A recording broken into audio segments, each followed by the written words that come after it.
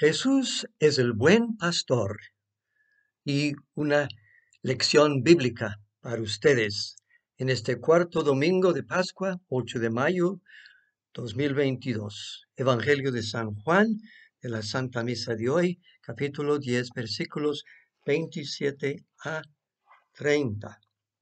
En aquel entonces Jesús dijo a los judíos: mis ovejas escuchan mi voz, yo las conozco y ellas me siguen.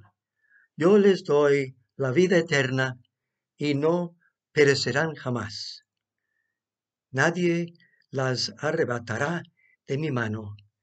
Me las has dado mi Padre, y Él es superior a todos.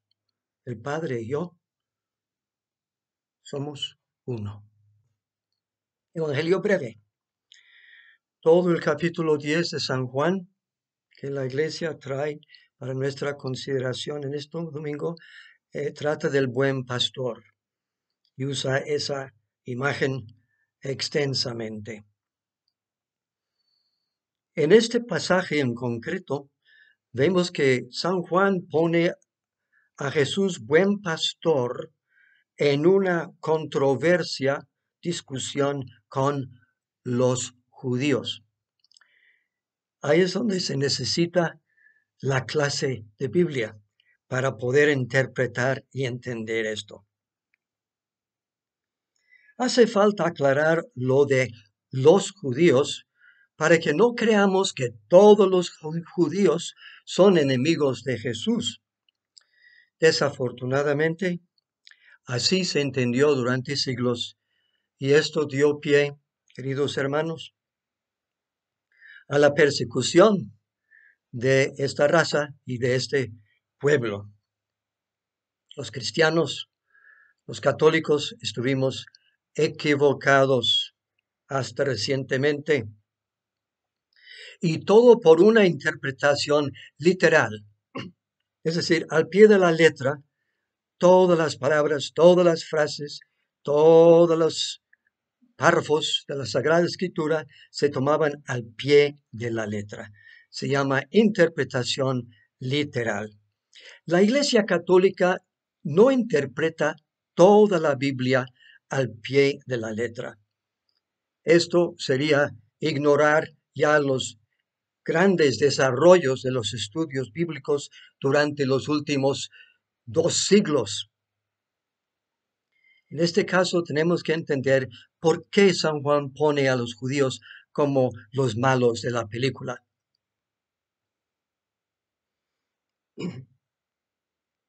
Podríamos explicar el problema así. Primero aclaremos. Jesús era judío. Los discípulos eran judíos y los primeros cristianos eran judíos. Así que no podemos considerar a todos los judíos como malos o como incrédulos o como contra Jesús. Pero vemos en la lectura de hoy, de los Hechos de los Apóstoles, que San Pablo comenzaba siempre su misión en la sinagoga de los judíos, aún fuera de Palestina, en aquello que llamamos la diáspora, es decir, donde están los judíos desperdigados fuera de su tierra santa, en Roma, en Italia, en Grecia, en Asia Menor, en lo que es hoy Turquía, etcétera, Siria. Pablo era judío y, por tanto, tenía derecho a entrar en las sinagogas. Ahí comenzaba él a probar que Jesús era el Mesías prometido del pueblo escogido. Y bastante gente aceptó el mensaje de Pablo, él tuvo éxito y comenzaron a seguir a Jesús. Algunos judíos, sobre todo quizá los líderes, sintieron que Pablo estaba alejando a los fieles de la verdadera religión, que para ellos era la judía, la Torá, y en los primeros libros de la Biblia o el Antiguo Testamento. Así surgió una división y una controversia entre los mismos judíos a partir de la sinagoga. Llegó un momento en que Pablo y sus amigos, sus acompañantes estaban en peligro.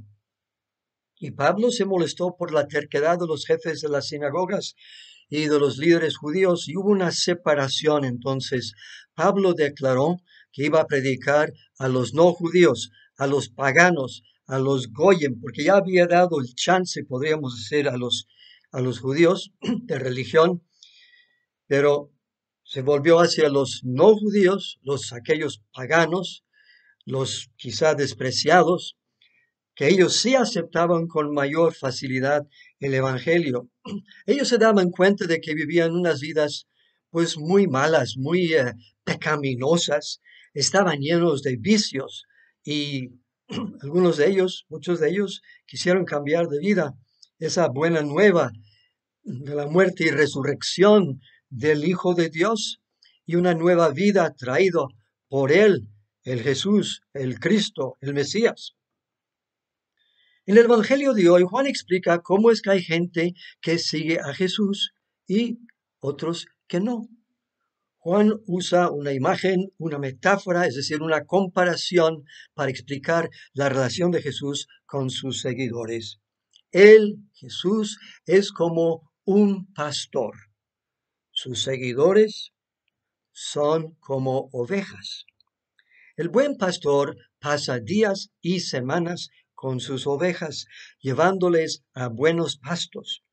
Se identifica con sus ovejas, las cuida. Las ovejas reconocen su voz y le siguen a él.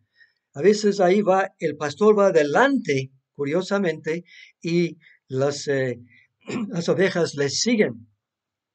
Sin él morirían de hambre, de frío o de calor, según las estaciones bien pronunciadas en esa parte del mundo. Les defiende contra los lobos, son los enemigos, y es capaz de exponer su vida para protegerlas. Yo les doy la vida, dice el buen pastor. En realidad, Él es pastor de personas humanas, de mentes, de corazones, de conciencias, de almas. Hoy en día, los líderes de las iglesias bíblicas y evangélicas se llaman pastores, en parte quizá para distinguirlos de los sacerdotes católicos a quienes llamamos padre. Aunque curiosamente en los Estados Unidos, el sacerdote encargado de una parroquia, el de más responsabilidad, se le llama pastor. Así que no hay tanta diferencia de nombres. Lo importante es que los encargados sean buenos pastores o sacerdotes que no abusen de sus ovejas, sino que las cuidan, las respetan y las protegen como el buen pastor.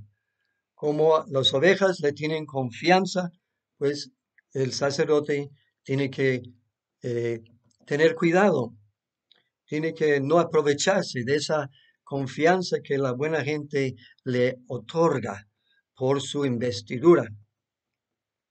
Los fieles por su cuenta han de tratar a sus pastores, guías, sacerdotes con respeto, guardando las debidas distancias y ayudándoles en su ministerio espiritual.